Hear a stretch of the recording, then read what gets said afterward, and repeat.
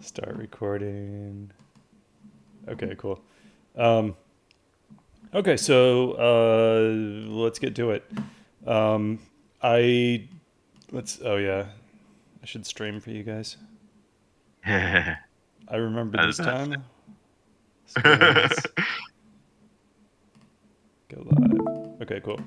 Um, okay, so in response to some of the issues that were raised with the GLTF format, basically the GLTF format, it does not support some of the features we want.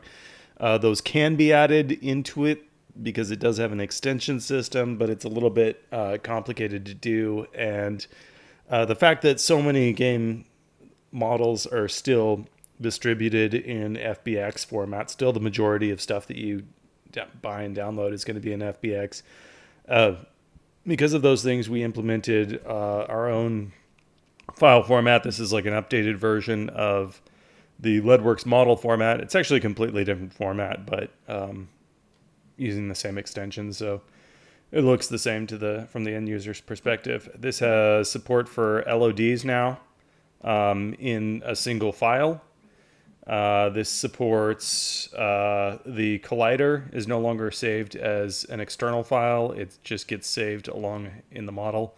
So you've got everything except materials and textures. Those are still always external, but everything else is packed into a single model. You can load another model as a collider. You can load an LOD into the model with this. And because we're going to with more of a conversion workflow. Let's see, we have you can do a batch conversion of a folder just by right clicking, and then it'll convert all the files within that folder to their appropriate format. So that's the manual way, and then the other way is the automatic way. All of these, this is all set up by default, and I have them all disabled by default. I think automatic conversion is good for simpler projects, but something we saw in LeadWorks is when you have a folder with a ton of new models that you add to it, it causes the program to just sit there working away, and you don't really know what's going on. So for that reason, I left all of these disabled by default. But if you do enable any of them, then when you drop a model into the file, or if you resave it, then it just automatically gets converted into the destination format.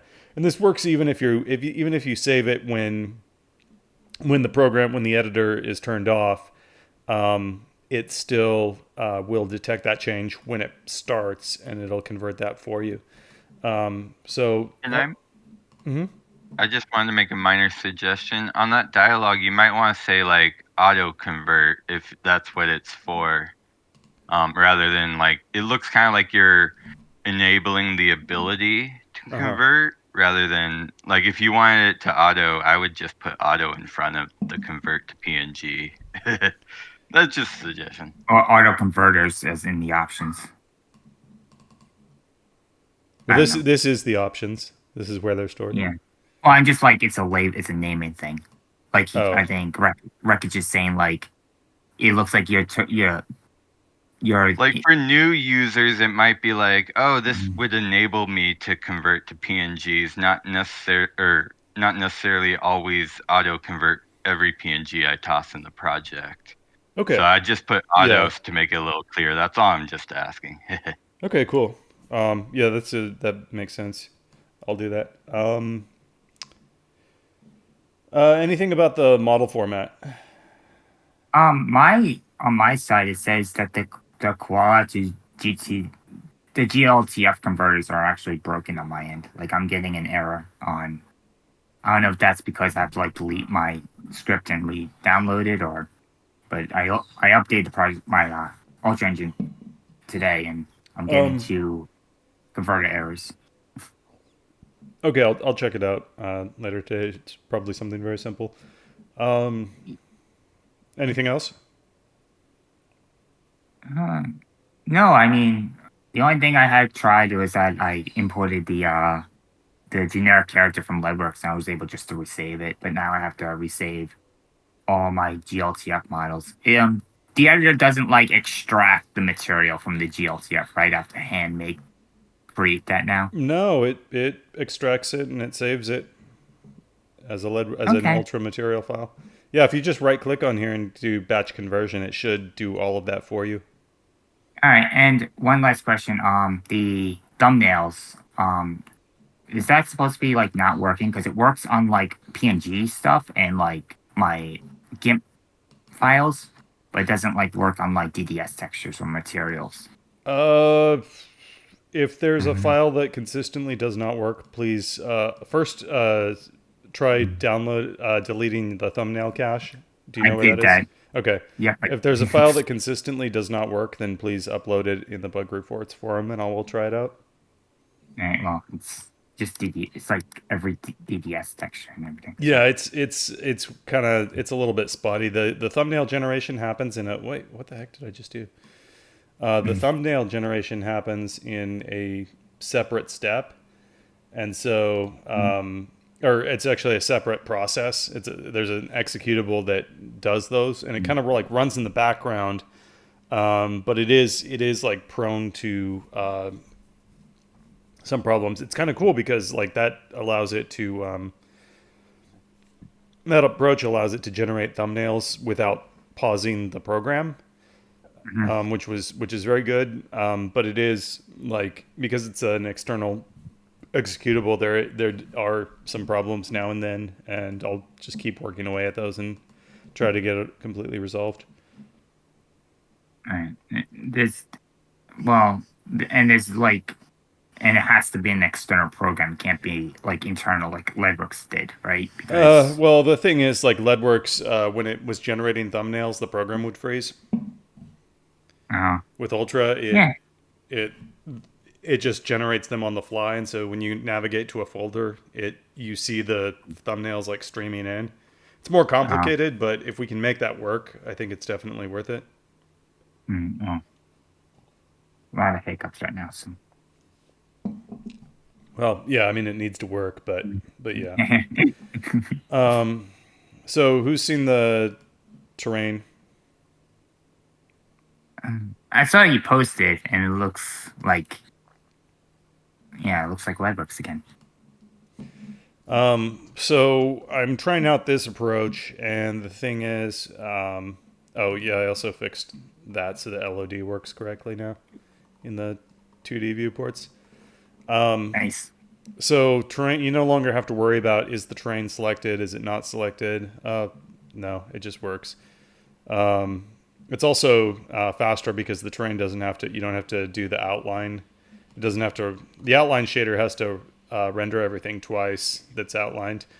So with that out of the way, that does make it snappier.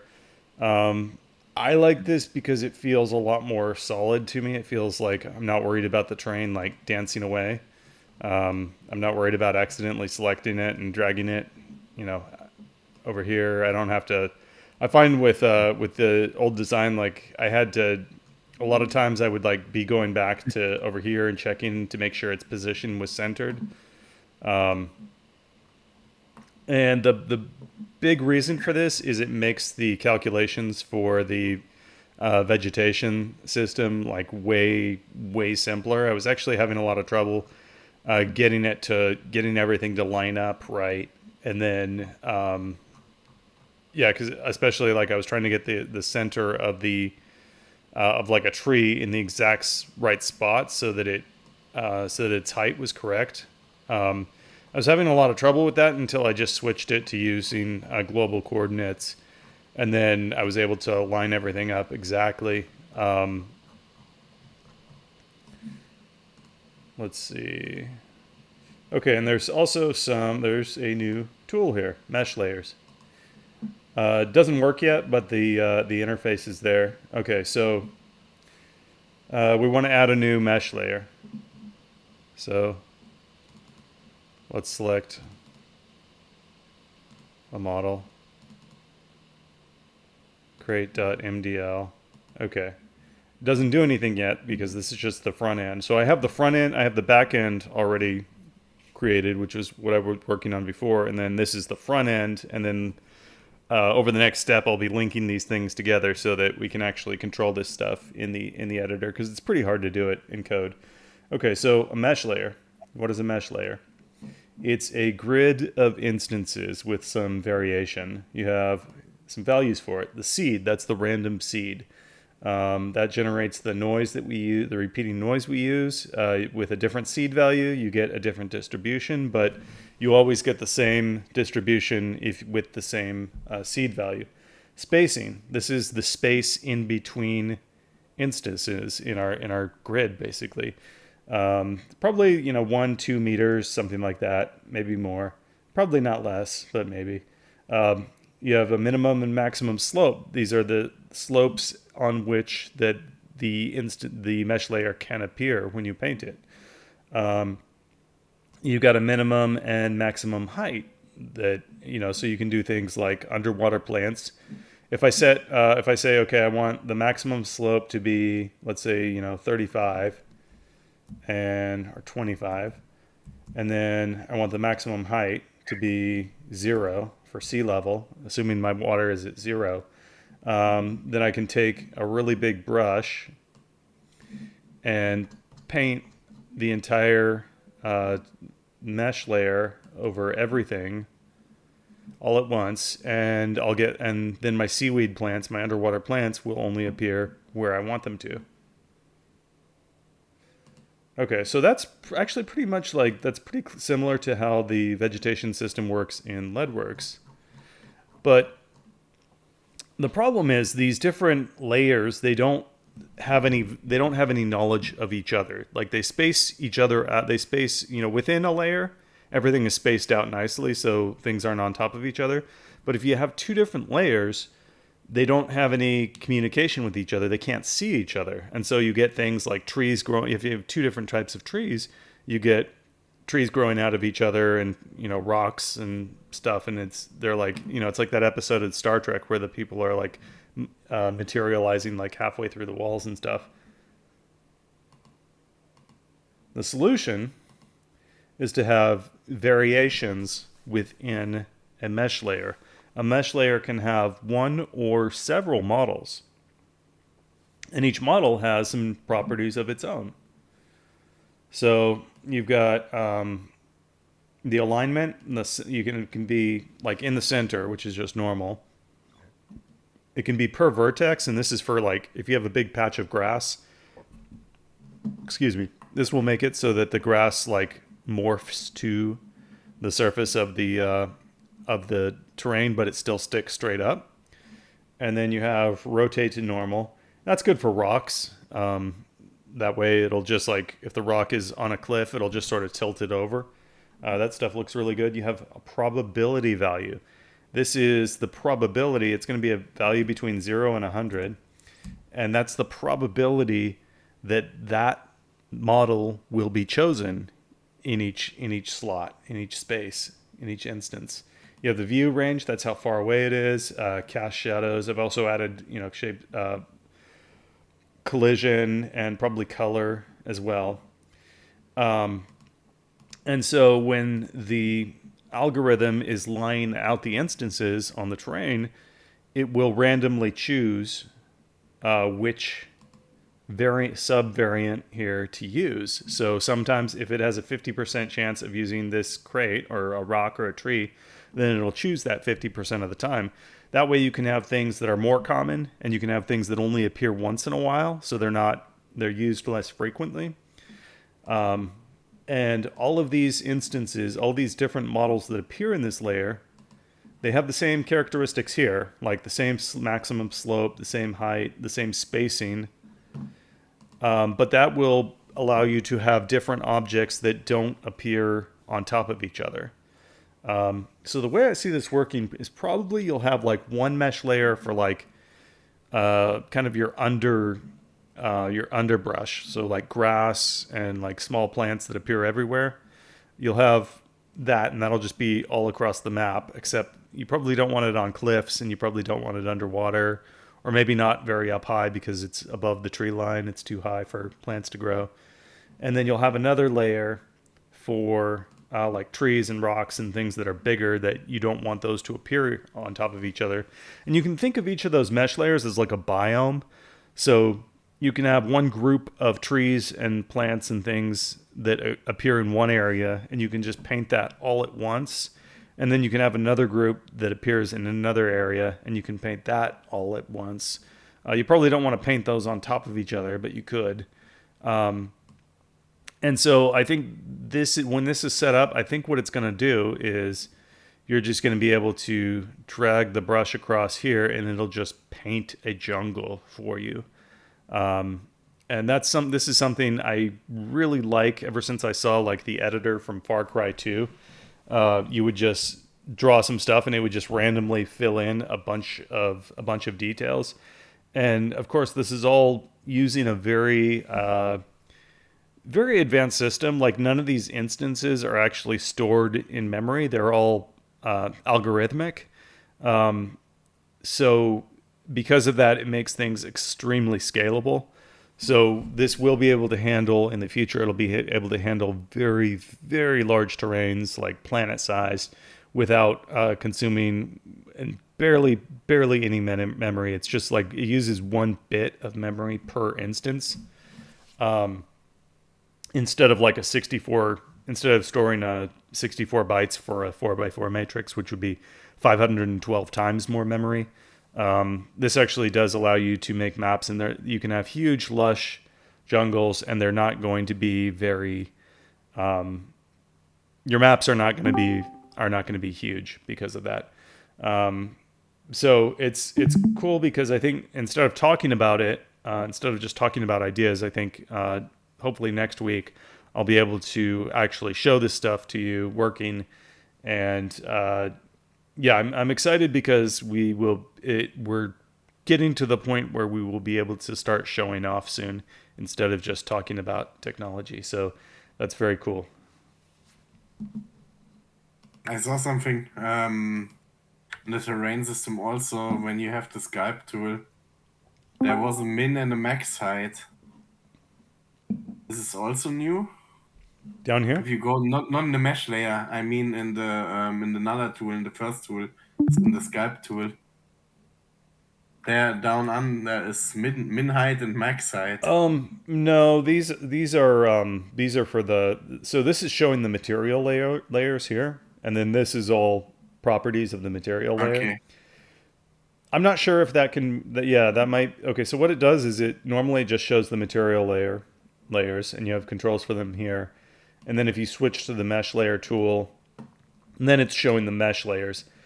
I don't. Yeah, so everything under the line is basically the tool above. Yeah. Yeah. I wonder if that can. It's kind of maybe some line or something between the first tool and the buttons or the list below would be nice, so that you can actually see this is a different option, because I was thinking you added something like min and max height for the Skype thing. Yeah, I think that could be improved, and I'm not sure what the answer is. But yeah, maybe we just need like a line here, and then maybe like a label that says like material layers, and then mesh layers when that's selected, maybe. But yeah, you're right. That is a little bit confusing. Yeah. We do have. I think we probably have enough space. I mean, so I'll try something and then just ask you guys, and you guys can let me know what you think. I think you can easily get some space if you make the list a bit smaller. I think no one will need like 20 list entries at once. Oh, you'd be surprised. But yeah, I agree with you.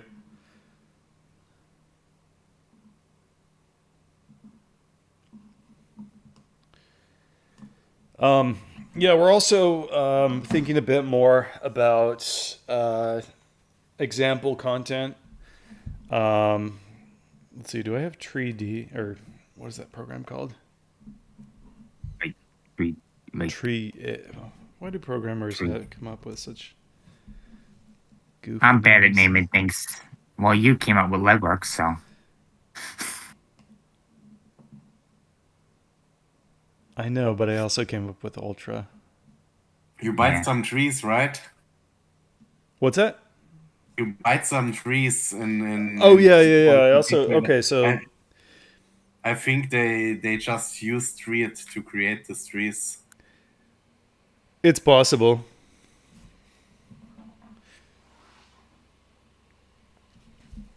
Yeah, I think actually a lot of them probably do. I can kind of tell though, like with some of them.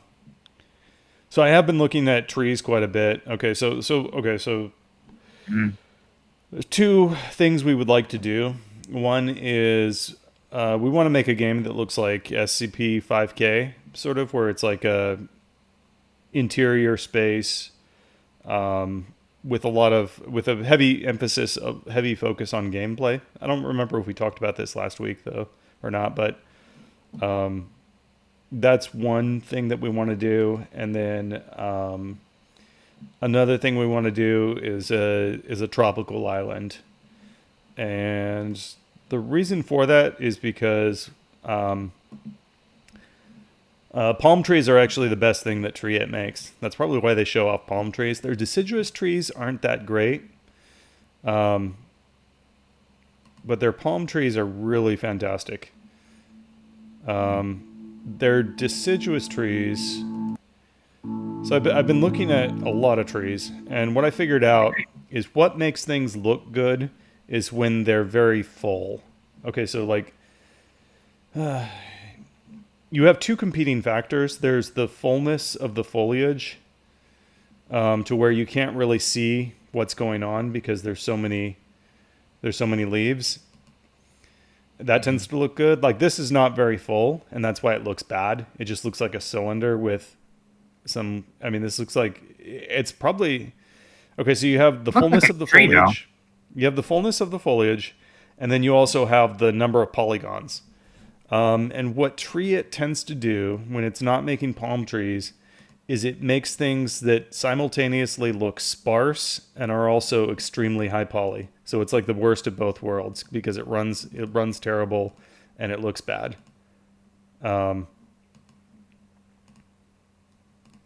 That I think they make it's extremely good at making tree trunks. Those it does a really really good job of, especially like the oak tree sample they have. The tree trunks are really really good quality. Now this looks okay, but this is 24,000 polygons. Does that look like 24,000 polygons to you? And the vast majority, you can get this trunk down to a pretty small amount. It's the leaves that it doesn't do such a great job at. So what I'm thinking about actually doing is using Tree-It to make the trunks, and then having an artist do the leaves manually. Because this auto generation stuff, it doesn't do a good job at the leaves. Great. Like, and then because what we really want is for things to look very. When you put all this stuff together, what makes it look good is when you have like a lush forest where the background there's just like so much going on that you can't really pick out each individual tree.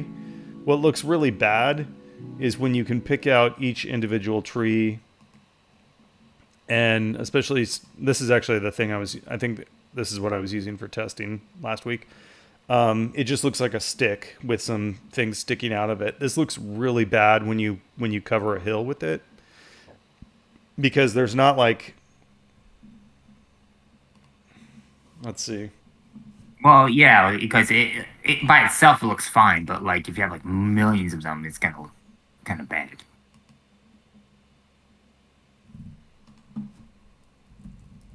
I mean, yeah, the forest in Crisis or the vegetation in Crisis was insane, but I think this was also the big selling point of the CryEngine.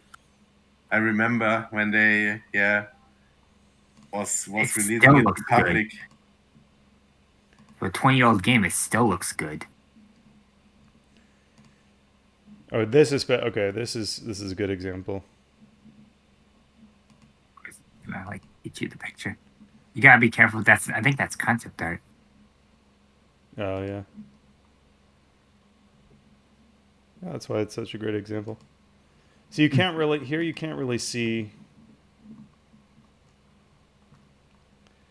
You can't really see where one tree ends and the other begins.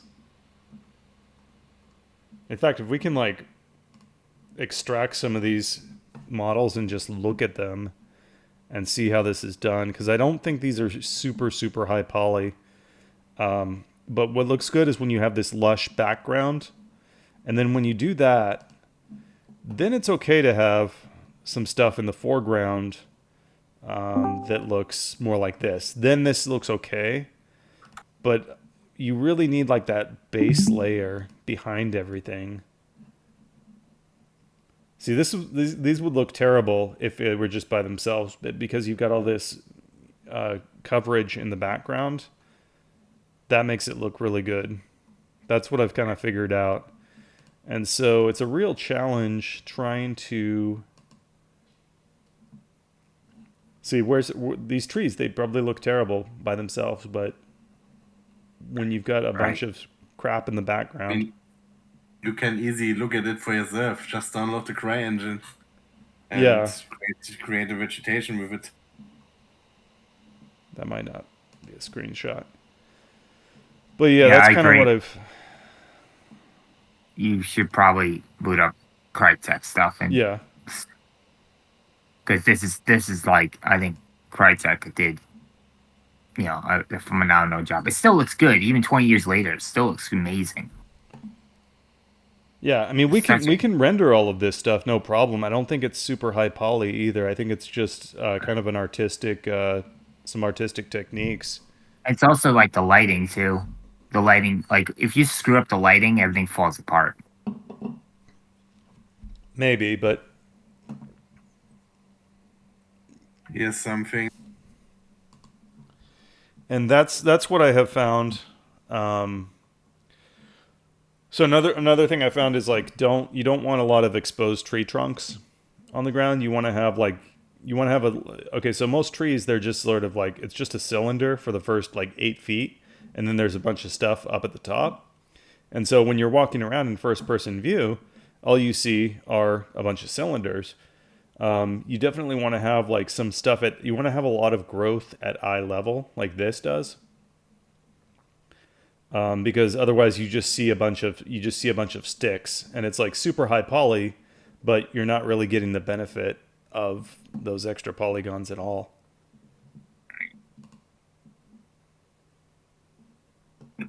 You need, of course, grass and some other plants around it, like in the real world.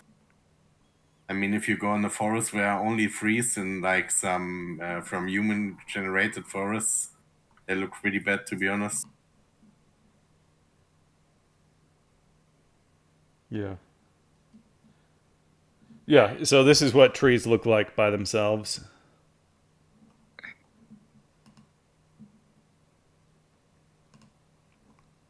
If you don't cover the ground, then. And these are actually pretty good because they have a lot of low growth.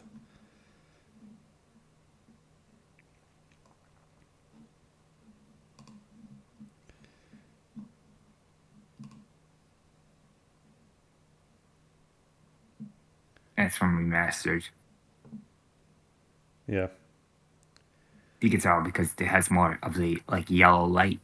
I posted the image in the chat, but I'm not sure if you can open it in your record. I will post the image itself. Community spotlight, natural environments. Okay, I'll check that out. Yeah, I think this is mostly an artistic thing because we can have fast rendering, but it doesn't and we can have lots of polygons even, but more polygons by themselves don't really make trees look good, as we've seen with Tree It. Let me see if I can get a. Okay, so take a look at that, and then let's take a look at actually like this shot because this shows them more clearly. Well, weren't you like installing or updating Tree? I thought you were gonna like. I thought so too, but did it ever finish? I should have. It's. Okay, cool. Yeah, this is better.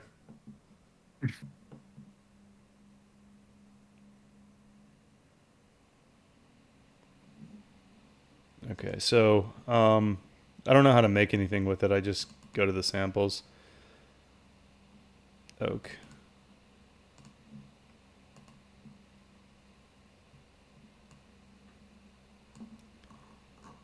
Yeah, I think this will sell you what you're talking about a little bit more because you can zoom in and point Yeah, and yeah, for sure. Okay, so this oak tree, let's see, it's 18,000 polygons.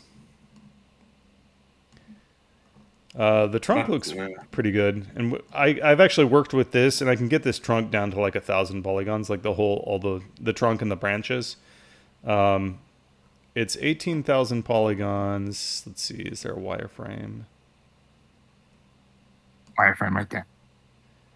I think there's also something that you can see the LODs. It generates 4 LOD levels basically. Yeah, the LOD. Yeah, there is. I've done that. I prefer adjusting the settings myself down here, but let's see, level of detail.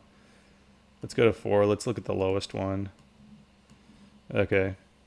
This is 10,000 polygons. So it manages to be, this is what I'm saying, like,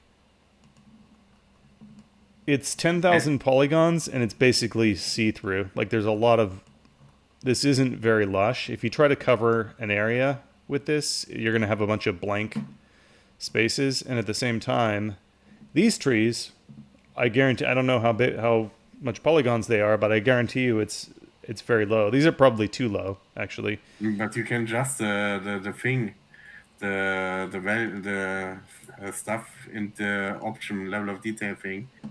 I mean, Oak Leaf has like 3,200 polygons. Yeah, but what I'm saying is even at the highest resolution, it looks worse than the. Well, those are I think those are extreme, but Well, you can't get coverage like this when you're starting with something like this. It's just gonna see. It makes it too easy to see the individual trees, and so that's what I'm kind of why I'm thinking what might work. Let's see.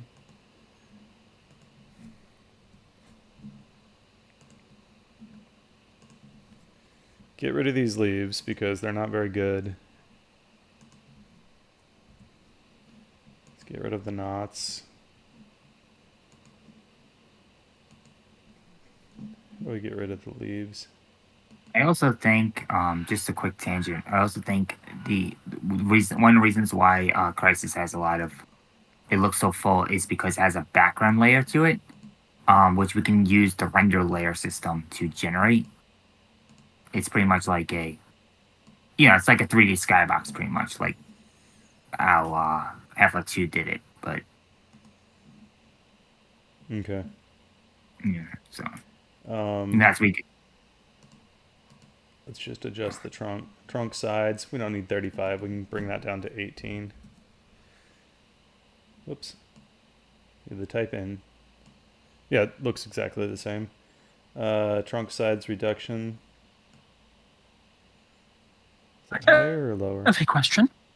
Yeah, yeah. Is this the Steam version of Triad or the This is the one Steam from the version. website? Okay, okay.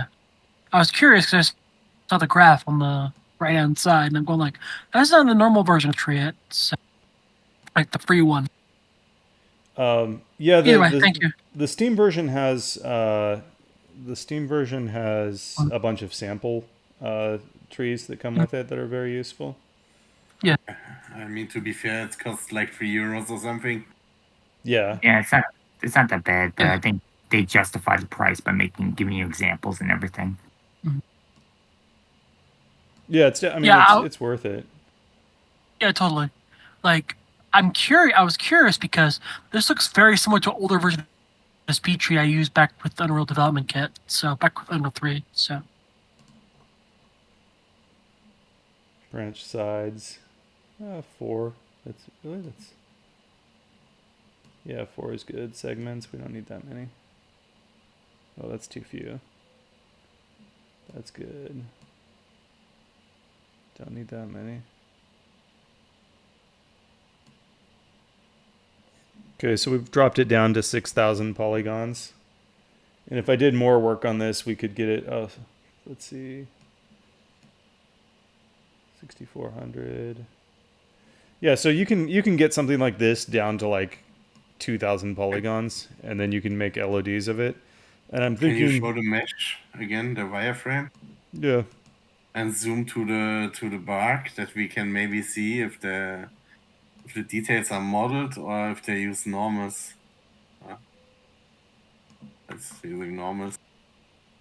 It feels like kinda much, like 6,000 polygons for this.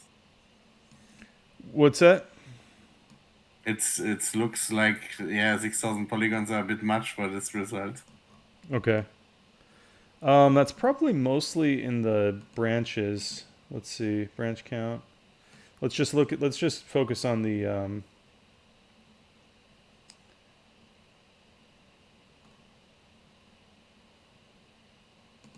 I don't know. I don't know. I can do this all day, but you could probably get. I think a lot of that is probably in these little squiggly things that are probably not so valuable. I think you can. Yeah, I think the results it produces are pretty good if you work with it. I think this is. I think we can bring this down and get pretty good results, and then have somebody manually add in a bunch of planes so that you get a coverage that's more. Probably higher detail than this, but this is sort of, I want something closer to this than what we started with, because this you can fill up a space with it and just have this indistinct stuff where you can't see each individual tree.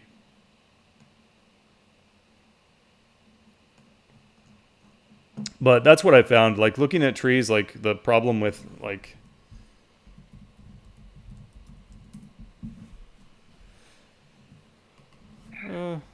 forest.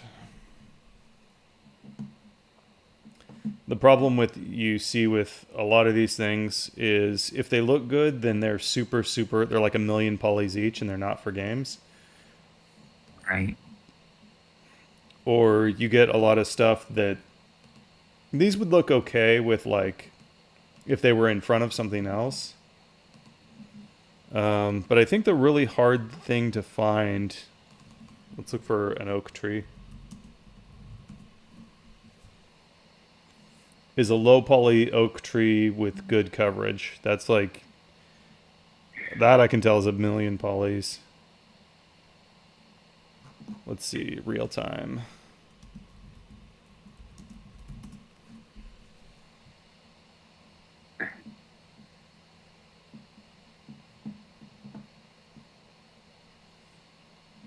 Like this, okay, this is what most stuff looks like. And you can't make a forest out of things that look like this. It's just going to look like a bunch of sticks.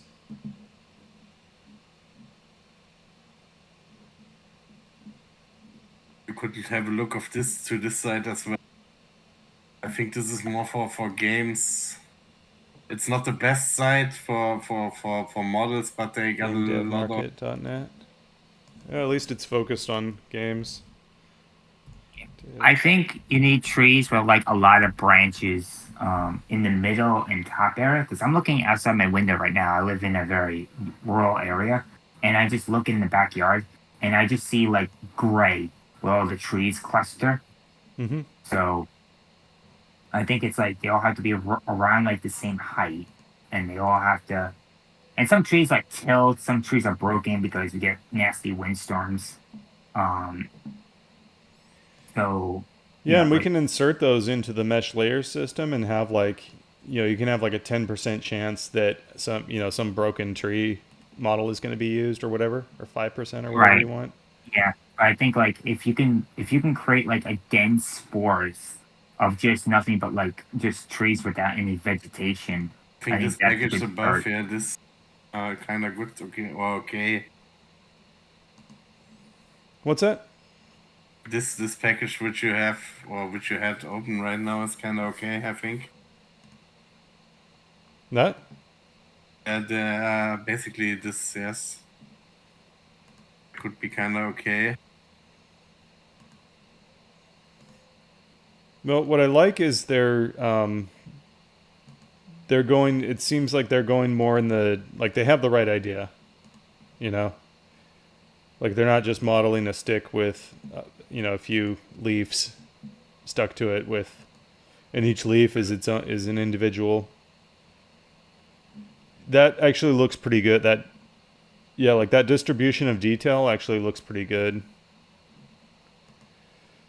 But yeah, what's I guess the takeaway here is what I became aware of is that it's very possible to have something that is simultaneously like super high poly and also has very poor coverage. This is 22,000 polygons, and yet it looks you can see right through it. Like the Well, looks like a tree I would have in my front yard, but not like in a forest. yeah, these are let's see. I mean, the thing in the forest is that there are many trees around it, and so you can't look through. But in the game, if you place like 22,000 vertices models in the terrain, I'm not sure if the performance would go down. It would at that. I mean, if we're talking like, I mean, we want to be putting like hundreds of thousands of triangles. Like these trees, again, this is like these are probably like Crisis 1.0, and it's not. They're not. These don't look great, but these look better. They're probably What do you think? How many polygons do you think these are? Like 1,000 each. That looks better than this. That is 22,000 polygons. I mean, I guess like when you're when you're thinking about making a forest, like the situation kind of changes is different from if you're thinking about just making a single tree. Like if this was just by itself, it looks pretty good, but you can't if you try to build a forest out of that, it's going to look pretty bad.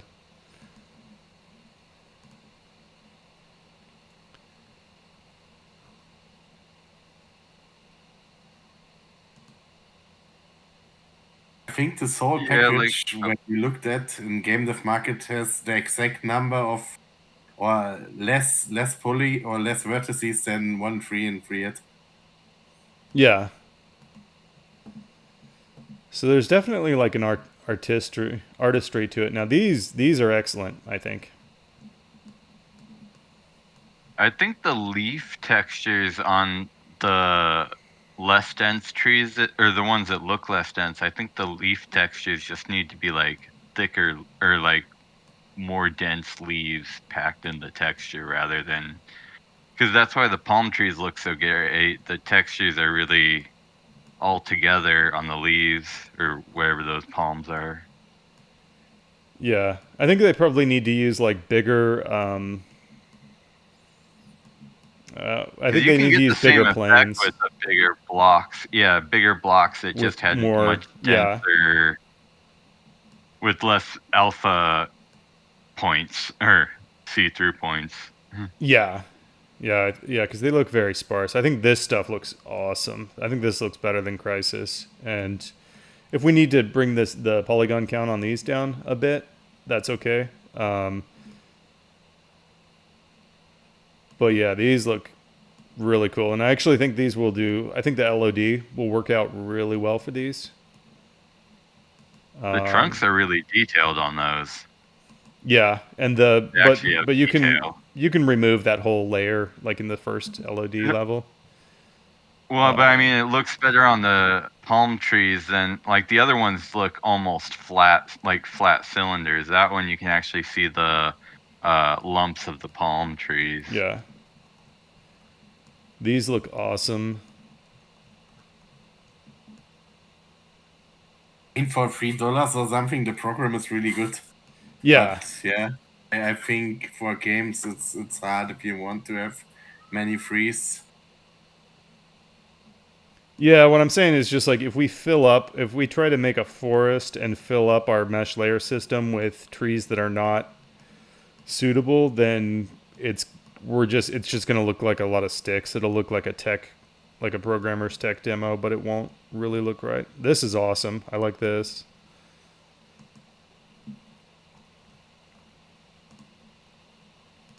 Tropical plants, preview. Is Marcel here today? He was in the void, like the group chat. I invited him, but that's okay. He's been doing some very interesting work. I'll let him like show off anything that he cares to. Yeah, and he actually helped us when we were going through some concepts. Like originally we wanted to do like a science fiction kind of setting. I wanted to make something that looked like Doom in the new engine for the example, but his modeling was good, but like we just didn't have a very clear idea of what we were making. And I think science fiction is kind of hard because you don't have a lot of reference material since it's all fantasy. Yeah, this stuff looks good.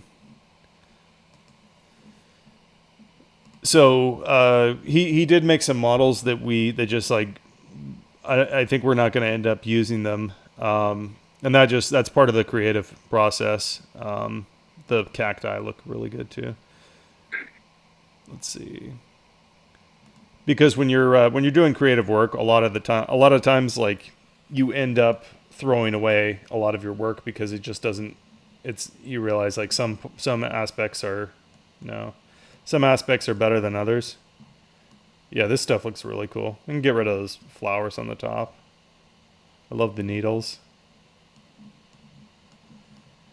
That's like 60,000. Oh, but that's the whole group. Yeah. Yeah, and I think these will reduce really, really well.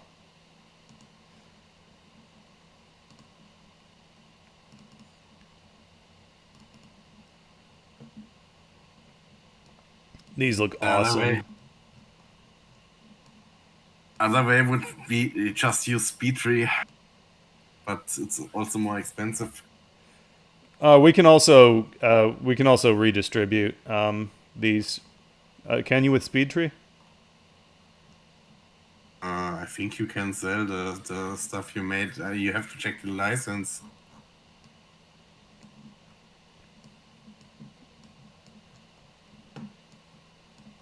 These look awesome, and all this detail here that can all be stripped out in like the first LOD.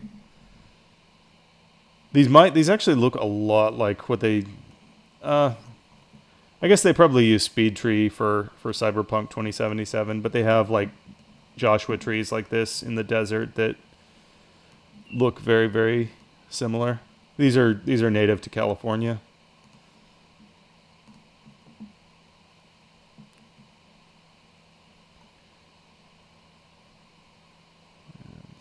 How about needle trees? Like a fir tree, like a pine. For example.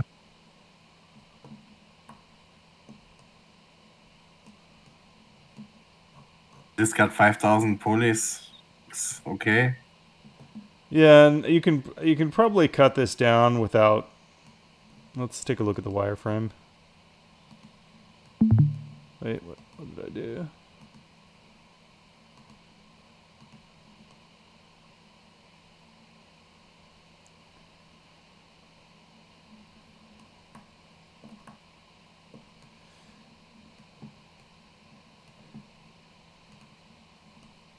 Yeah, this looks alright, but I mean, again, this is like something you would have in the foreground. You don't want this in the back. You can't, if you place a million trees like this, it's just going to look like a bunch of matchsticks.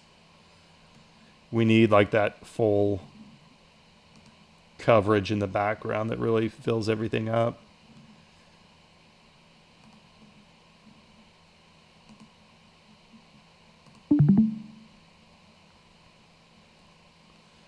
The juniper looks pretty good. That looks good.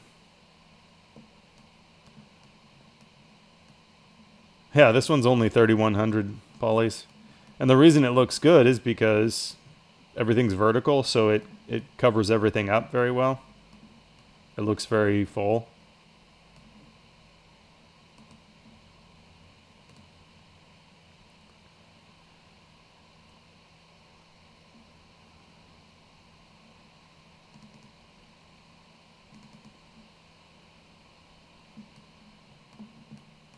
Yeah, this is the tree I was testing with. And as you can see, like, yeah, it just doesn't, if you can't make a forest out of that. It's going to look terrible.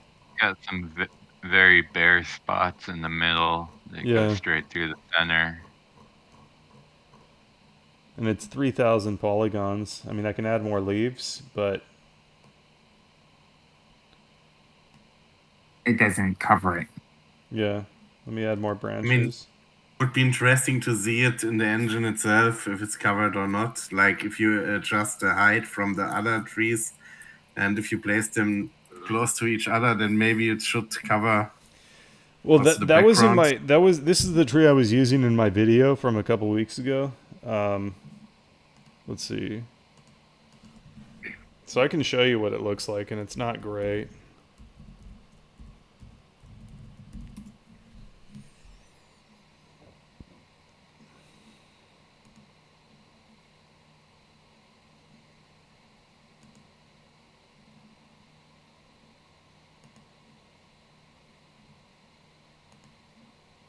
Oh, this is actually okay. Now I'm recording a video of a recording where we're watching a video. This is the original video.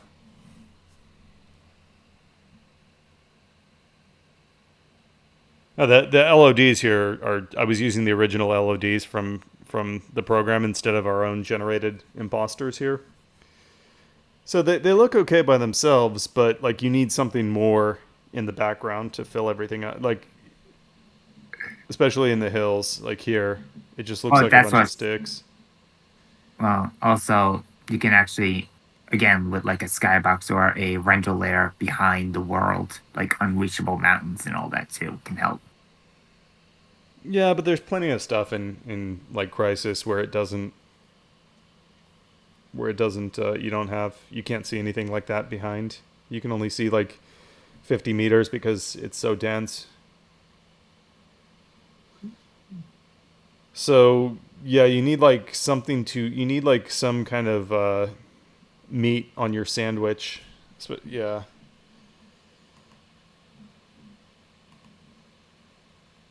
Yeah, but the trees are really spread it out, right? So the distance between the trees are really far. Yeah, but these are like 4,000 polys each. Yeah. You can do denser, but it does look better, but you need to like the denser you go, the more polygon reduction you need. Yeah, I totally understand why they didn't just use palm trees for their tropical islands, why they used like a bunch of other like big trees in the background.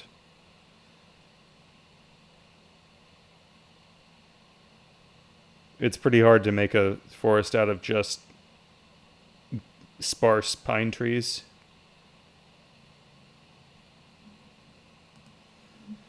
So, I don't know, that's just something I was like kind of working out and thinking about last week. And yeah, if anybody's has experience with modeling this kind of stuff and you want to work with me on that, certainly contact me and we can try some experiments, maybe using Treeit to generate the wooden parts of the tree and then manually adding on different planes.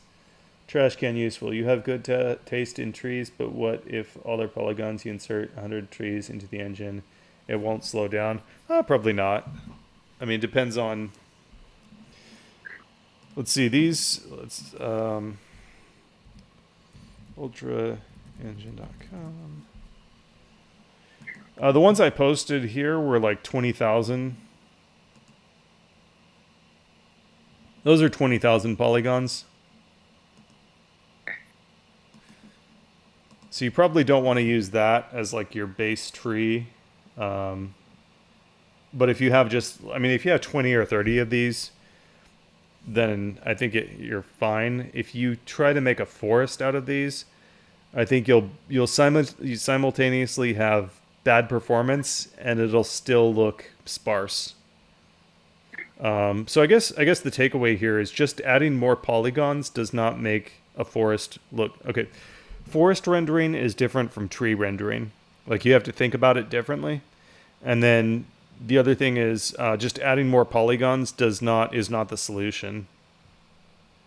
Like, you have to be careful about how they're used.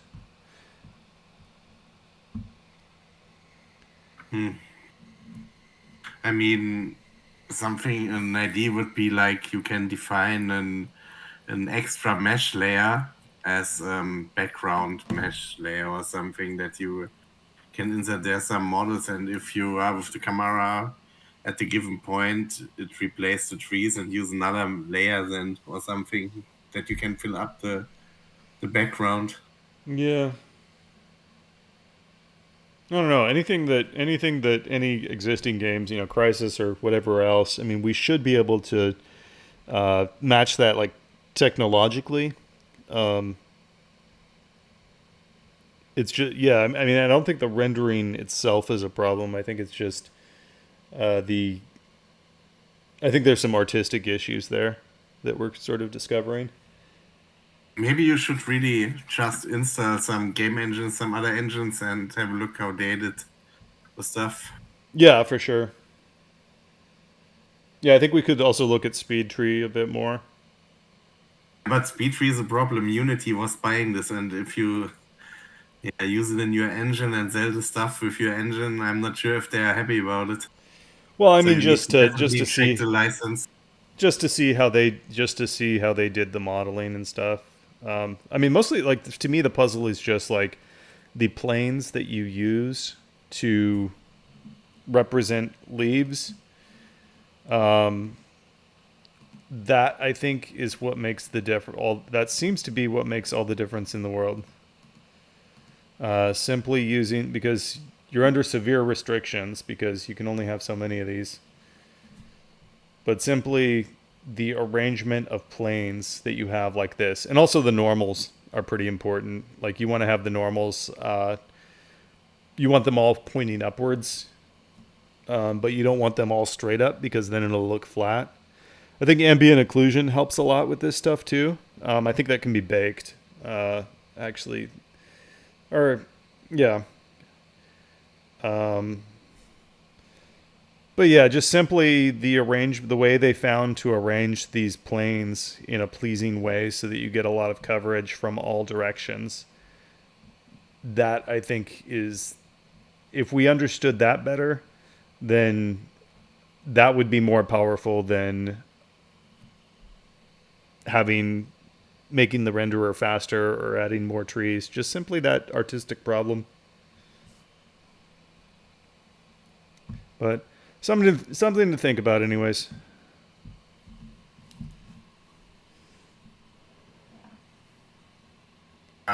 You made a post about the terrain.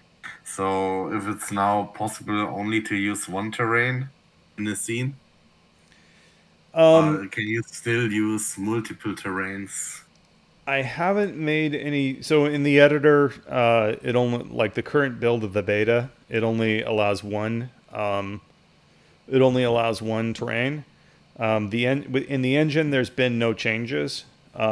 Actually, let me. I need to use the bathroom, so let's take a break for a couple of minutes, and then we'll continue from here. Just a minute. I'll be back in a minute. Right.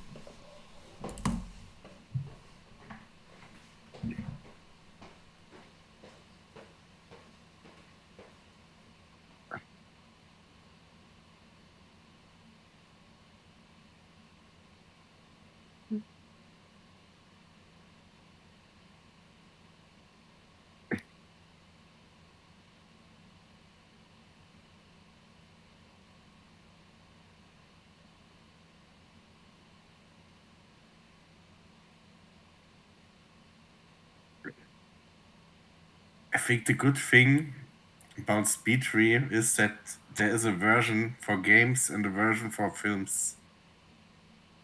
So you wouldn't have any problems with the version for games. At least when it comes to vertices and poly count.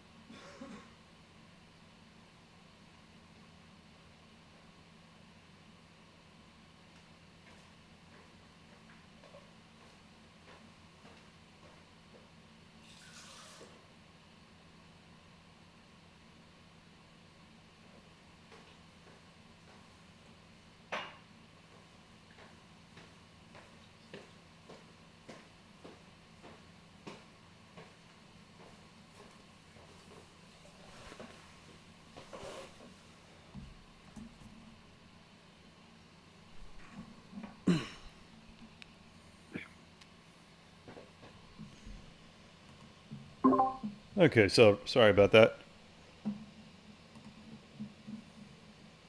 There's a free version of SpeedTree. What's the license like? I didn't check it out. Okay. It says revenue founding under 1 million.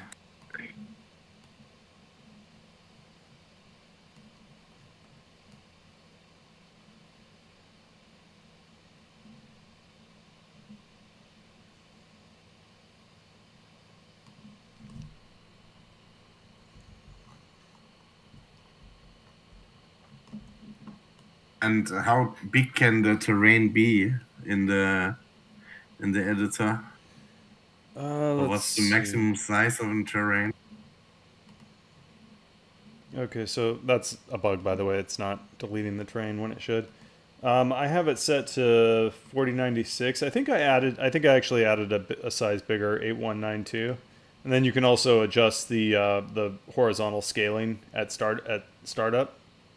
So you can make it like, but by default we use 1 meter per tile.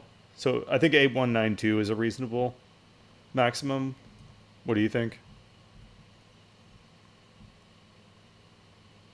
I mean, for games, it's, or for the most games, like 8,000 by 8,000 should be enough. Yeah, if you At go least for an indie developer, because even if you have the option to make it bigger, you also need to invest more work and time to design the level. well, I think this is 1024 or this is 512. So 8192 is 4 times bigger than the biggest Crisis map.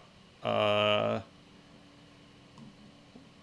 that would be 16 of these in each direction. So that would be like 144 times this size.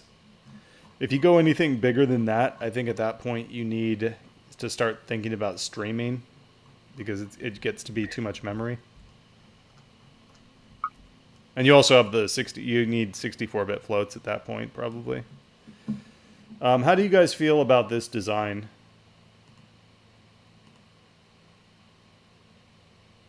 So you can set up the tile size in meters. So if you increase the tile size to 8 and change the texture and change the resolution to 8,000, so it means it's like 16 square kilometers or something. Yeah, you could make it very big that way. Because okay, so earlier, I mean, previously we were talking about like, oh, it'd be so cool if you could have like multiple terrain. You can just place the train anywhere you want. You can put a train upside down. You can make a cave. I think that's better for displacements, like taking a brush face and like subdividing it, and then I was kind of thinking the same thing. yeah, because I think it's too many polys for, you know. I think a terrain should be like for the earth, and then like displacements would be like for like dirt and like a garden patch or destroyed roads or. Yeah. Also, Marcel's here. I got him to join. Oh, cool. Oh, we were just talking about you, sir. Hello. It was all positive. All right. He's doing some very cool stuff. Do you want to talk about it? About what? The models that you have done. Well, I haven't done much, but I'm trying to target something like the Shoma, the game. Because that's got like that dark theme. You know, you've seen the pictures, right? Of which one? Shoma. Yep, I sent you a pic. Okay.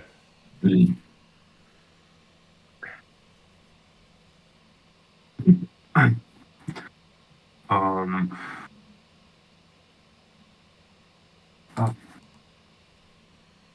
Yeah. I sent it to General. That's it.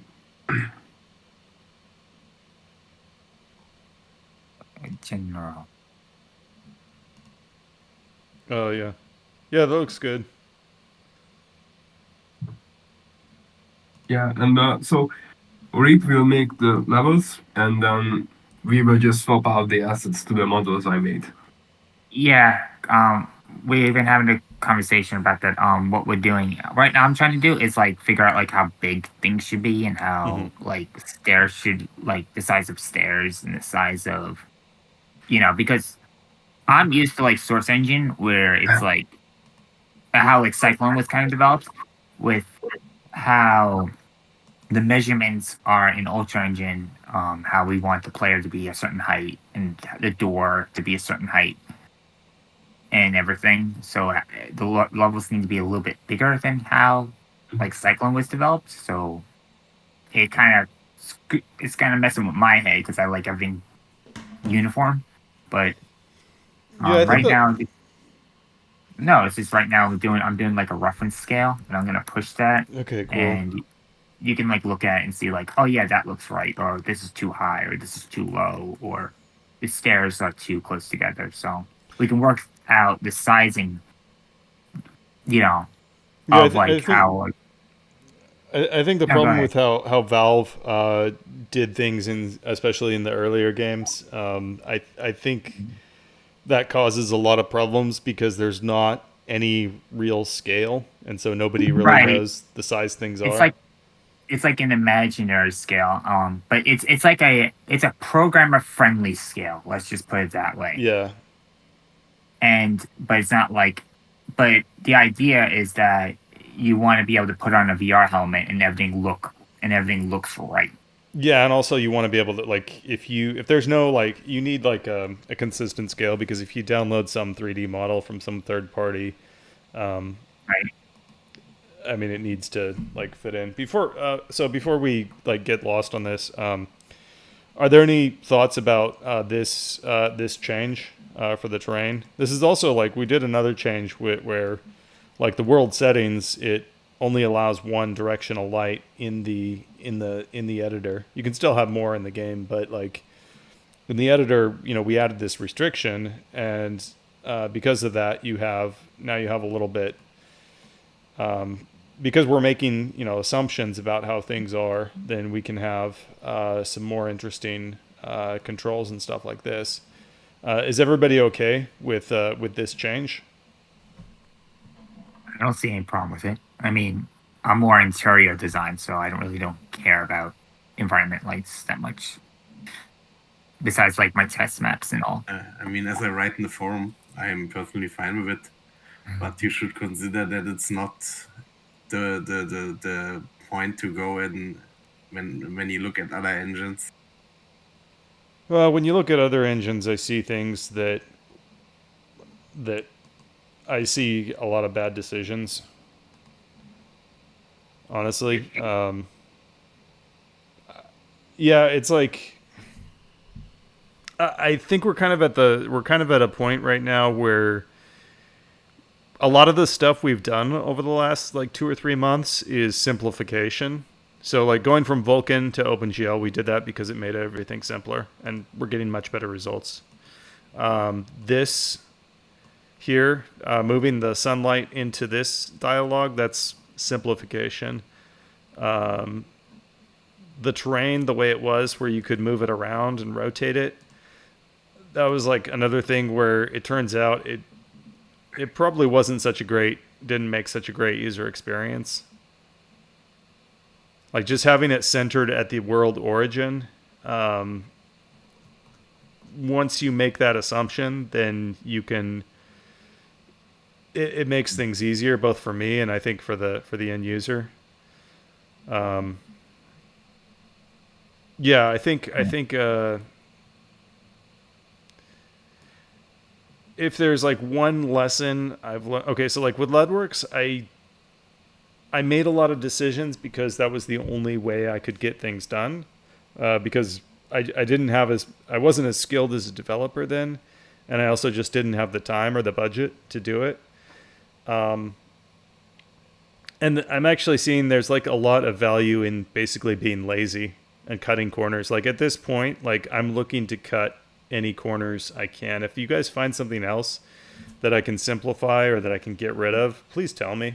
I mean, the big thing is when you can have multiple terrains is that you can, for example, if you think about a game like a truck simulator, for example, so you can do much smaller terrains and connect them together instead of having one big terrain, and can just load the neighbor terrains all the time. Yeah, but that's like a streaming system. Like, I think that probably needs to be designed like, and that's a very specialized thing that probably, like, by itself, it's not gonna.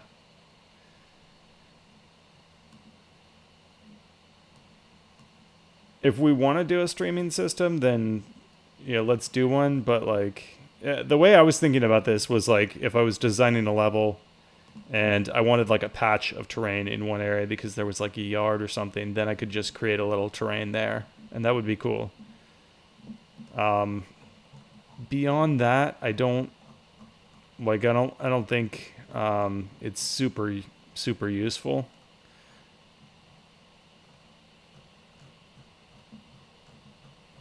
And then in the future, we do want to go in the direction of like very, very big stuff, but that requires a different kind of terrain system. That's where you have to, the way that something like that would work is you start with a big square and then you subdivide it into 4 squares. And then based on camera distance, you subdivide each of those, the ones that are closer to the camera, into 4 squares, and so, and all the way down. Because if you're talking like something the size of the Earth, then like this terrain here that's 1024 by 1024 triangles, vertices, when you get out into orbit, you'll be so far that all of this will become 1 pixel. Like, that's the scale that's what planetary scale is like. Maybe add some function into it or some JSON that you can create own vegetation dimensions.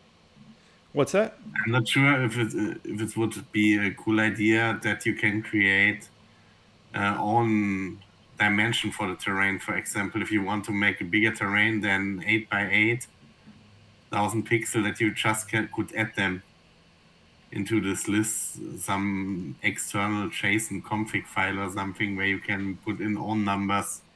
Yeah, I'd be okay with that. You know what I mean? Maybe there is someone, he will not have the detailed terrain, but a big terrain. For example, if you want to make a flight simulator or a flight game like DCS or something like this, so the terrains are not that detailed, and but yeah, they need maybe be a bit bigger than 8000 by 8000 pixels. Yeah, if there was just like, if it was like a hidden setting where you had to, or maybe even in the options, I'd be okay with that. So that you are not limited to the values you have pre-assigned here. Yeah, I'll do that actually. Still power of 2, I assume. This is nothing. Not that much people will need it, but you are not limited by any. Yeah. So yeah. I'll add it in. I will. And then also you have this the parameter for the texture size. And I think it was Klepto that suggested that if you add a texture to it and it's not the right compression format, or if it's not the right size, then it should automatically be resized and recompressed. And so that's something else that I agreed that I will add. But yeah, I like this better. I don't have to. I can just work with it, and I don't feel like the terrain's gonna like dance away.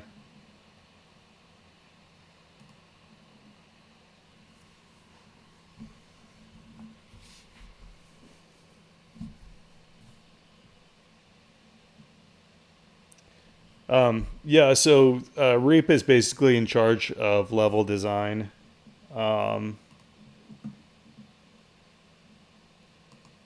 like the overall sizing and theme, I think. If you want, I can create some models also. Like what kind of stuff?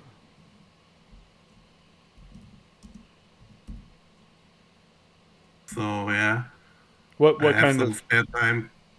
Yeah, I'm not good in basically sculpting, but I can good environment stuff and some other things. Yeah. Can you post some screenshots in the general discussion, Uh, sure. Wait, let or me you can see if send I them to me if you don't want to post them.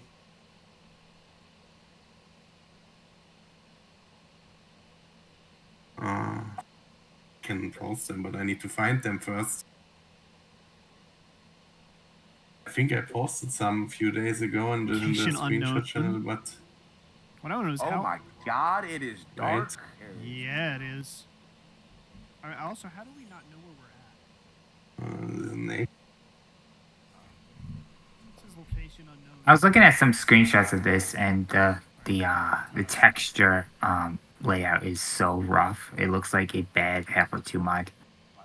Like the alignment oh, just yeah, the alignment just makes me nuts. okay. In here. So the thing here that I think they did really well is they created a lot of game with pretty minimal content. Like this is all some stuff that we can. It's all pretty attainable for us. The one thing that I think that they kind of messed up on is in order to make stuff like this look good, you need to have a lot of metal surfaces visible at all times, because otherwise it just looks too flat and it looks like a last generation game. Yeah, we could do like I said with the we could do puddle like if you do a decal system and allow me to do like a specular gloss type of thing, we can make puddles on the floor and without making like a separate plane. Yeah, yeah. And then we can add some pipes, glass. I want to use a lot of glass because we have a forward render system, unlike Lightworks, which was deferred. Which way, to the left or the right? A lot of refraction too. Yeah, that'll look really good. Yeah, you definitely need to like put some add some like sparkle, add some shine to this, because otherwise it'll just look flat, even though it's technically correct. Well, So we if want you like have- Where do you want to take the? Well, if you have like Where do you want to take this? like even like stuff that's like very like paper flyers on the wall, because it's very smooth, and if it's like that poster paper kind of thing, it'll be very like it won't like reflect, but it'll pop because the light has to bounce off of it. Okay, yeah, that's that. Yeah, just like every shot needs to have stuff in it that kind of pops. Like here, like these could be a lot more metallic. And it would look really good, and it doesn't add any rendering cost. This stuff should be very, very reflective. Like if you're inside something like this, Well, it depends how old the ventilation system is. it's brand new, Well, if it's and it was brand new, just yeah, cleaned. good. It was just cleaned. I just went through and scrubbed it with a toothbrush. I wanted it to look like mirror. No. I'm mostly just. I mean, we've talked about this, but I'm mostly just explaining it for their benefit. Posted some screenshots, not the best, to be honest. It's in As long as they're not screenshots. the worst. Let's see. The last is basically something from my Okay. study. It was one of my first 3D models I created. Oh, I remember seeing some of these actually. We're the FBI. I have some newer, I think, but I don't find them. Prevented sus. I really like the texturing. The textures here look good, I think. Ooh, what's in the box? Hold on. I made this with Substance. Cool. Yeah. What do you think, Mr. Reap Blue? Again, like with models, like we can't get enough of modelers because we're gonna need like people that do like environment models, and then we're gonna need people that do like prop models, where it's like, oh, it's just like cans and computers and stuff, like, and then we're gonna need like modelers that do like the view models and items and all that. So we can't get enough of modelers. God, So yeah, Yeah. so yeah, it jumped up. Okay, yeah. it's just Well, like we just need to like look at our resources and figure out who's best at what, and then assign appropriately. 'Cause you had a bunch of Okay. votes for Doom 3, right? Because again, everyone specifies in certain areas. Oh my god. Yeah. It's going only further down. Actually, like the biggest thing that I want to solve first is the first person hands, Yeah, view model. View models Yeah, are always view the model. worst. which Always. Marcel has been working on that. And Yeah. So far, it looks quite good. Thanks. Phenomenal job making Yeah. this scary as crap. Yeah, and do what you did for the older one. Make the origin where the camera would be. That was so helpful, and that should be the standard for all view model, Oh, first God. person view model. Yeah, All right. something that Alright. no modeler, no artists ever understand. Oh yeah. Well, you see, with the demo, we kind of want to set standards. Like, okay, this is how you size a room. This is how your view model should be. This is how, you know what I mean? And we got to get this right now, or else everyone's going to make their own The opening. standards. And if this standard solves a different problem to have them, great. Some But to make like a typical first-person shooter game, we should be that are not doing everything as simple and straightforward as possible without any or little to no adjustments. yeah, that's a deep Yeah, I agree. Yeah, because the first-person model pack for Legworks was actually like really bad because you had to like scale all the models down, and then you have to like do Well, good micro. luck explaining that to an artist. Oh, Right. I found the stuff I did for Ultra. This was actually for Networks, and this is the Ultra stuff. Let's see, how do I go back? This is so confusing.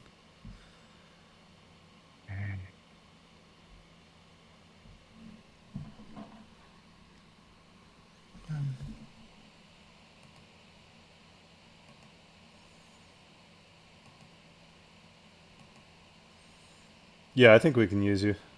If you're interested, I think, yeah, because we're gonna need. Yeah, Oh, and this that will looks actually. nice. Yeah, and actually, you're actually better at like texture arts than I am. I'm good at level design, gameplay, and all that. Well, I spent not that much time for the models because I was make the game and the models and all the stuff for my own. If I have more time to spend in the models will obviously have more details, right? So yeah. Yeah, but you're doing this with like an actual like substance painter or something. Yeah. I would hand paint these like because I'm a level designer first because that's how I got in. I used to make maps, for Half-Life 2 and Portal, and then I became a programmer because I wanted to make my own experiences, and then I had to pick up modeling and texturing because no one else would do that for me. So I'm kind of little bit, I'm certified in like art and graphic design and all that, but I'm not like up to modern standards when it comes to like texture and models and such. I could do like walls and floors and all that. I could do like environment stuff like for levels, but for models, that's kind of a pain point of mine, and that's something I have to get better at. But I think. if you Sorry. Hmm? I think No, skill in texturing I think is actually more rare than modeling. Like I could Right. I could probably model this in 3ds Max in about, I don't know, 45 minutes maybe. right, But see, the texturing I cannot do, and a lot of people cannot Yeah. do it. yeah, like the UV mapping and all that, and Yeah. So Yeah, I don't know. but- What we might want to do is actually like have you focus on texturing if you're interested, but that's up to you guys to like figure out. mhm. And Well- I'm just there to help you. But Andy, or how should I call you? Andy 9T. What? Just call him Andy. Hmm? Just What? call him Andy. All right. You want to jump in a call sometime and then talk this out? nice. Sure. All right. What country do you live in? Germany. All right. I'm European too, so that's not gonna be a problem. Time is not gonna be a problem. No, time is not a problem. But Yeah. he's like time zones, so Yeah, time zone. Sure. Europe is close to each other, like I think 3 hours or something is the maximum. What time is it at you right now? It's like half to 9. Well, that's the same at where I live because I live at Hungary. So Yeah, it's the same time zone then. yeah, Central Europe time. yeah. Are you in Budapest? What? Are you in Budapest? Well, no, but I'm at the western region of Hungary. Oh, okay. I was in Budapest like 6 months ago, but cool. So basically, I That can place is very make the trash. model, and I can also unwrap them and make the textures. Yeah. Only thing I'm not good in is making human characters and sculpting. Yeah, that's kind of our problem, but I think we're gonna Yeah, use like Mm. assets we can find online. And Marcel ripped some hands, and we're gonna work on that. Try to use that. I'm not so worried about the creatures, like what the enemies or life forms or whatever they are. I'm not too concerned about that. I think we can, like, some way, somehow, I'll find something, I'll license it Right. for reuse, so that Uh, mostly that the hands and the scale of the level and stuff, like the basic props, like doors and stuff like that. That I'd say is highest priority, and then once you guys establish that, then we can sort of just go crazy, add it, because after that you're just basically adding trash to the level, like pieces of Right. like garbage bags and crates and stuff. Well, I have props, my example content for like setting up logic, like, oh, press a button and this door opens. So I have like doors and buttons and stuff for like basic gameplay, and we could just swap those out when we have actual like models that fit the theme better. But I actually have like a door, like a normal rotating door, and it's to the scale of like how a door should fit. Mhm. So I'm gonna use that door model for now, and then when we get like other variations of that door, like let's say we want like a door with like a window in it, or a door with like Yeah. a push panel in it, then we can just go in and as long as it's that same size, and again the blender file is included, so you could just go in and see like how I made like the size of it, and like how I made the collider for it, because the collider is different from the actual model. I made a separate collider for it, so the doorknob's not like the plane. The box is like it's collider, but it doesn't take in consideration of the doorknob. So the doorknob has no collision, but the That's fine. actual door. So yeah, so I'm just gonna use that models. I have to convert them to the MDL format, which I'm gonna hopefully. I'll take Yeah. a look this afternoon and make sure that's working correctly. About do you have like double Do you have doors? this part? I have double doors. I have sliding doors. But it's all gonna fit in that door space. But we kind of want like bigger doors. Like Are the double industrial doors? I'm feeling like the double doors should be wider than the Yeah. than two single doors. Yeah. So the double doors I have are kind of like elevator doors. Like, so they fit in the door frame, Uh-huh. and they they fit in the door frame. It's only because I didn't want to make another door frame, and so all the models fit in that. All doors fit in the same frame, but for like a big door, like a industrial door, we probably want something a little bit bigger. Yeah, I'm thinking like, the school cafeteria, those big metal heavy double doors. Like you want something, I think you want something a little bit wider than like two single doors, because this is like you want things to be able to go through easily. You don't want it to be like a choke point in the level. All right, yeah. Let me shell like out a size and put it in Okay. my size reference, and then you can go in and see like, oh, that looks right. That looks right. Oh, this is a little bit too big, or this is a little bit too small. And then once we get this proportions down, then I can actually shell out the actual level with that. Okay. We're gonna call it like the size Bible, or the scale Okay. Bible, and That then makes we sense. can. Maybe look up the size standard for hospital doors, like the ones that require two gurneys to be able to be pushed through at the same time. 'Cause Yeah, that's kind of like that's what I'm a thinking. better if you're looking for like a real life frame of reference, and I'm pretty sure you can look those standards up depending on what country you want to do. That's a I good think idea. we're It'll be doing, bigger like- in America. Yeah. Yeah. Everything's bigger. We have fatter people that we need to wheel through the doors. Yeah. Yeah, but the only thing I'm like a little concerned about is the amount of like gameplay mechanic stuff. And like we're gonna and I don't want to take too much time of you, but I really, really don't like coding in Lua. I think it's very frustrating. I don't know if you. I don't think you have to do any programming at all if you don't want to. Well, Yes. like I'm gonna need like a rotating door. I'm gonna need, You already I got don't. one. Oh, okay. I'm not a fan of the current FPS script because of how the mouse rotation is, because it just doesn't feel right when like the mouse, you can see like your mouse like go around the window as you look around. Okay. That's just my opinion. I don't know how everyone else feels. I kind of like I know you implemented that the mouse axis to get away from recentering the mouse every frame, but it actually feels a lot No, better. I You just. can hide the mouse, I think. Yeah, you can hide the mouse, but as soon as it goes off the window, the mouse reappears. The reason I did it that way is because I tried to make it as simple as possible so that it was just the code was understandable. Right, and you can easily transfer, just replace it with the gamepad call, and it will just work.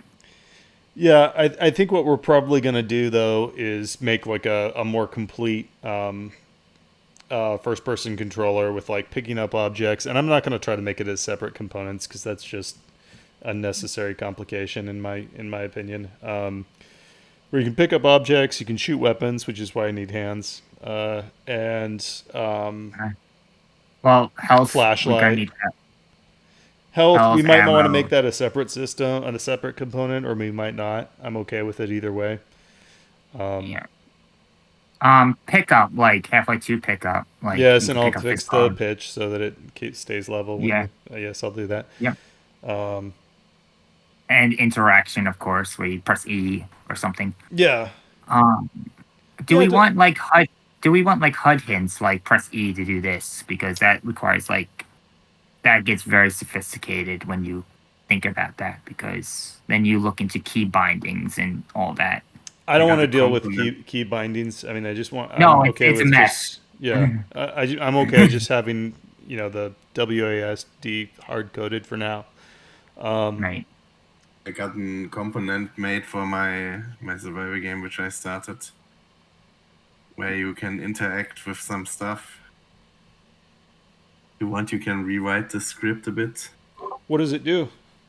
It's just sending out raycasts all Oh, okay. 250 milliseconds or some picks, and if it hits some tagged or some tagged entities with some special tags, you can interact with them then. Yeah, yeah, that's a good idea. We can build that kind of functionality into the controller too. And like regarding the on-screen hints, we probably like one thing we probably do definitely want to do is have like a trigger field where you walk into it and it displays some text on the screen for a certain period of time. Maybe that will solve everything. Like, you get to the first vent and it says press C to crouch. Networks was cool because you could just draw on the screen instantly from the script. Yeah, the post render. Yeah. But it did cost, like, it was a lot slower if you did that than the actual interface system, but it was much handy. The how you would do that now is create text via a sprite. Yeah, Instead but I of think we actually interface. want to. I think we did agree that a couple weeks ago we said that we want like the interface system to be tied to a frame buffer, so you don't have to have a separate camera, or so Right, it'll just that needs to automatically be- render after the camera renders with an orthographic viewport. And I think we can do something similar with sprites. Right. So I think we can make it a bit simpler to get text on the screen, basically, without having to. Yeah, I think that can be Yeah. improved. Yeah, as far as like programming behavior, like gameplay stuff, like I would not be worried at all about that because I can do that in like a couple of days. It's more just like a problem of like defining what you want to happen, and for me, like the big um, problem is artwork, of course, because Well, I'm a programmer, of I course. just I can only do so much with what I have, and it's like, oh, I want to make it so like if you like shoot like this will happen, and I can't do that if I don't have like the code, Yeah, and I don't want to step on your toes and try to do something on my own. Probably should just stay in my place and just worry about map layout and sizing and all that, and just yeah, you it's know. it's kind of a judgment call because it's like we're not making a game. We're not trying to make the best game. We're trying to make an example of how you can use the components that we have created and some example content. So like everything that we implement, you kind of have to think about like how reusable is this? Is this something that we probably don't want to implement something if it's just like a one-time use. Um, yeah, we're not like our goal here is not to make the best game. It's to make a good example. Well, yeah, like, oh, how would I solve like simple problems? Like, how would I like make a button open doors? How would I do this? Or how would I set up a first person like view model system? How would I? It's like that kind of stuff. Like, like it's it's something to like refer to when like, oh, let's see how they did it, and let's look at it shouldn't be overcomplicated. It should just be like there. Yeah, I mean, I'd say the example from Leadworks where you press the elevator and it spawns the monsters come running at you. That was Yeah. pretty good. I'd just say like have more stuff like that like a little bit more variety. I'd like to have like 5 times as many like interactions like that, and then just Right. and then on top of that, just make the execution really good. Like make things look good. It should look like a game. I want it to look like a game, not like a not Yeah, like and a I think technical demo. the Leadworks demo was good until you changed like the scaling internally in the editor. Then it became useless because everything was off the grid. Yeah, it. I mean, I don't think that's really that big of a deal. Well, You I'm just saying make like new that. walls, but Yeah, but yeah, everything was the textures and everything was for that old meter scale. yeah, And but here we're trying to make everything like uniform as much as possible. So that's just like if we can keep everything like uniform and reusable. I want to make it so like, and also I don't want it to be like balls to the wall, detail heavy. You kind of want to make it so like someone else can like take those assets and extend upon it too. agreed. Yeah, absolutely. Yeah, that's what caught my eye about this game was they made very, like I said, like they did a lot with not a lot of content. There's not a lot of 3D models here, and they made a lot of level with it. Right. It looks a lot looks like a lot of brushes and It's a lot not of the best. detail. It's not the most detailed game in the world, but like yeah, but we can do better. I mean, that but whole with that whole thing where like where you have where like every single surface has like faces carved in it, and every single it's just got tons and tons of detail everywhere. That looks cool, but it's like one, there's no way we're ever going to be able to get that done, and two, it's not reusable to the end user because it's like they can't really do anything beyond that. right. I think this is a good example of like attainable modern BSP design with a little bit of flash, with a little bit of They're the D class. what did you call it? Making things pop. Which Right. basically boils down to just make the floors look really good when it's like wet, reflective concrete, like smooth concrete. Well, I think they just the maybe they don't know like color like theory. Like you gotta have there's not enough contrast Like even with the colors, like the walls are the same as the floor. The floor should be a little bit darker than the Okay. walls and everything. Yeah, Well, I think. that's why we have you, because I don't know what you're Yeah, talking about. That's okay. That's okay. yeah. This guy I linked is pretty insane. He made 3D stuff with, or basically, yeah, details with normal and displacement maps only.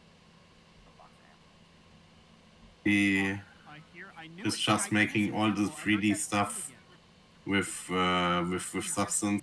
For example, the crown. You have the gun. Come here. If you look this example with the crown, Up or down? down a bit more. Oh. This with the crown.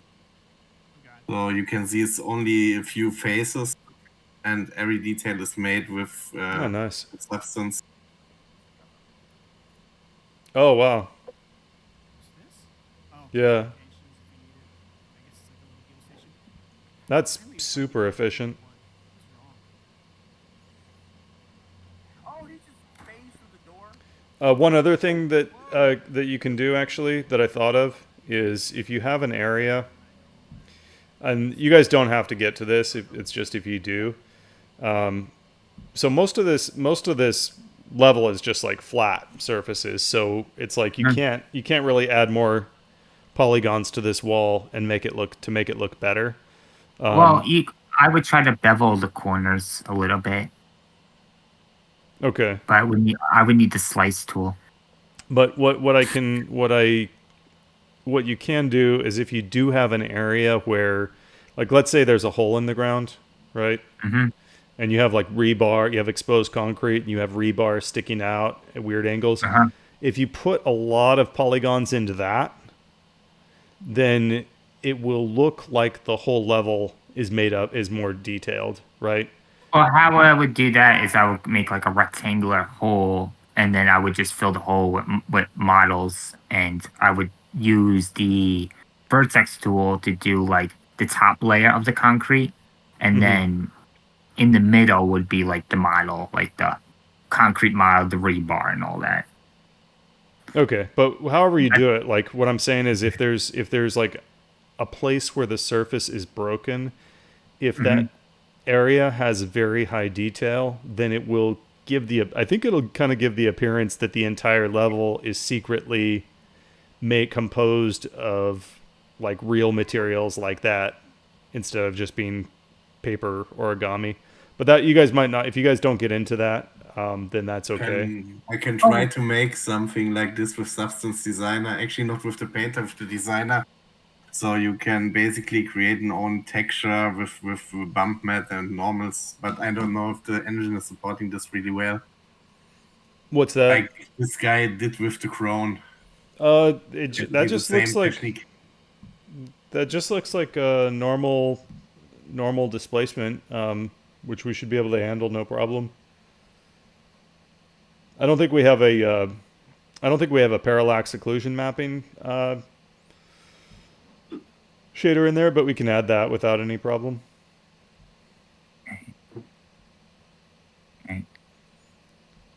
Yeah.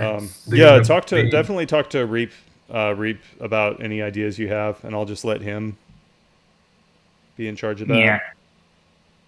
Yeah. I really like what you did here is fantastic. Yeah. I mean something like this, right? But with a wall, or with the bottom. Let me see. I'm sure I've seen this in a million games. Stalker, rebar, concrete, hole, wall. Oh, you know where I saw that? I know where I saw it. It's in